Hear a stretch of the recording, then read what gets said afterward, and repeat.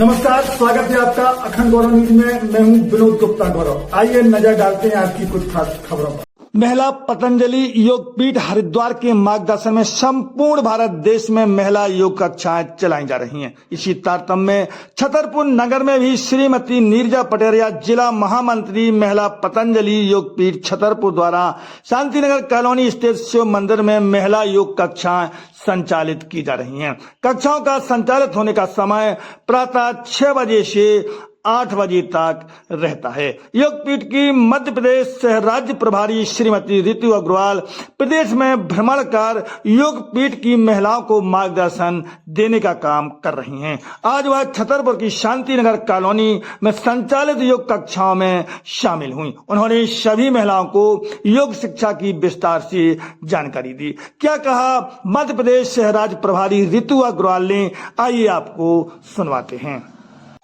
जी, आपका शुभ नाम? मैं ऋतु अग्रवाल। क्या किस प्रकार का पद है? क्या जी, मैं मध्य प्रदेश पूर्व की महिला पतंजलि योग समिति की सह राज्य प्रभारी हूँ। किस प्रकार की महिला पतंजलि योगपीठ की गतिविधियां चल रही हैं? आपने परम पूज्य स्वामी जी महाराज को आप जानते हैं, जिन्होंने योग को जन जन तक फैलाया है।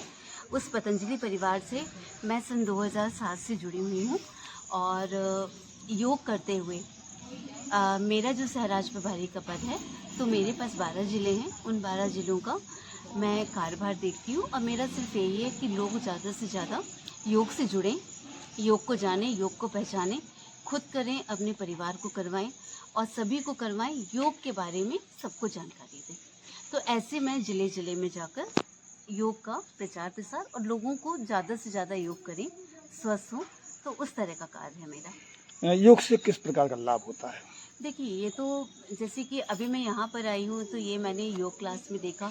कुछ लोगों ने अपने अनुभव भी बताए हैं कि किसी को डायबिटीज़ का प्रॉब्लम था या किसी का ओवरवेट था, तो उनको रेगुलर योग करने से उनको उसमें काफ़ी फ़र्क हुआ है। किसी की यदि ज़्यादा दवाइयाँ चल रही हैं तो वो दवाइयाँ धीरे धीरे कम हो रही हैं, वज़न कम हो रहा है। इस तरह के अनगिनत फ़ायदे हैं योग के। कौन कौन से योग कराए जा रहे हैं? पूरा योग होता है, उसमें कुछ षटकर्म की प्रोसेस भी होती हैं। प्राणायाम विशेष तौर पे करवाया जाता है। हर चीज़ से रिलेटेड जो आसन होते हैं, कमर दर्द से रिलेटेड होते हैं और डायबिटीज़ के लिए होते हैं, बीपी के लिए ऐसे कुछ खास तौर पे आसन होते हैं, वो आसन भी करवाए जाते हैं और प्राणायाम को विशेष महत्व दिया जाता है। कुछ योग में ऐसी विधाएं हैं क्या कि महिलाओं के लिए अलग योग हो, पुरुषों के लिए अलग योग हो, कुछ इस प्रकार की कुछ देखिए, योग और प्राणायाम तो सभी कर सकते हैं। हाँ, कुछ आसन ऐसे होते हैं जैसे कि कुछ स्त्री लोगों के लिए फ़ायदेमंद होते हैं, कुछ पुरुषों के लिए फ़ायदेमंद होते हैं। तो ऐसे कुछ चीज़ें चेंज हो सकती हैं। बाकी योग और प्राणायाम तो लगभग सभी कर सकते हैं। लंबे समय से ये महिला पतंजलि योग की गतिविधियां चल रही हैं। किस प्रकार का उत्साह महिलाओं में दिख रहा? महिलाओं में बहुत उत्साह दिखता है। सिर्फ एक बात होती है महिलाओं का योग क्लास में आने के लिए। अभी उसी के लिए जो है वो कोशिश की जा रही है। राष्ट्रीय स्तर से लेके हर जिले तक, ग्रामीण स्तर तक, पंचायत तक सभी तरह से लोगों को जोड़ने की कोशिश की जाती है। वहाँ हमेशा जैसे ज़िले में एक प्रभारी होता है, उसके साथ 3 जिला समिति के सदस्य होते हैं। इसी तरह से गांव, प्रखंड सब में एक महिला पतंजलि योग समिति की समिति बनी हुई है और वो योग को लोगों से जोड़ने के लिए काम करते हैं। शिक्षा पद्धति में किस प्रकार का बदलाव किया जा रहा है? जो आप शिक्षा पद्धति में देखिए, भारतीय शिक्षा बोर्ड का जो गठन किया है, ये स्वामी जी के 10 सालों के अथक प्रयास के बाद ये भारतीय शिक्षा बोर्ड का गठन हुआ है और इसमें जो आजकल की बिल्कुल नई टेक्नोलॉजी है, नई चीज़ें हैं, उसके साथ साथ जो वैदिक शिक्षा पद्धति थी हमारी, जो कि हमारी बहुत ही पुरातन संस्कृति और परंपराएं थी, उस तरह की शिक्षा पद्धति को भी इसमें जोड़ा गया है, जिसमें बच्चों को जो नई टेक्नोलॉजी या जो चीज़ें चल रही हैं उसके बारे में तो पता हो, लेकिन हमारे भारत की जो संस्कृति, जो वेद, शास्त्र, गीता, इनसे शुरू हुई है, इनके बारे में भी आजकल के बच्चों को जानकारी हो। इस तरह की शिक्षा पद्धति का स्वामी जी ने बनाया हुआ है, जो भारतीय शिक्षा बोर्ड के नाम से है। वैदिक शिक्षा पद्धति और योग गतिविधियों से भारत किस प्रकार से विश्व में नाम उठा सकता है? बिल्कुल, क्योंकि आप ये जानते हैं, देखिए, जब अंग्रेज़ हमारे यहाँ आए इतने सालों में, तो उनको सबसे आसान तरीका यही लगा कि भारत की संस्कृति पे और शिक्षा पद्धति पे प्रहार किया जाए। और आपको ये पता है, जो हमारी जो नालंदा विश्वविद्यालय था, जो कि इतनी बड़ी थी, जब वो उसको जलाया गया तो वो 6 महीने तक वो जलती रही है। आप ये सोचिए कि उस समय हमारी शिक्षा पद्धति का क्या स्तर था। और धीरे धीरे करके अंग्रेज़ों के आने के बाद वही शिक्षा पद्धति जो चल रही है उसको बदलने का, इतने सालों बाद बदलने का स्वामी जी ने बीड़ा उठाया और उसमें वो बहुत सफल भी हुए हैं।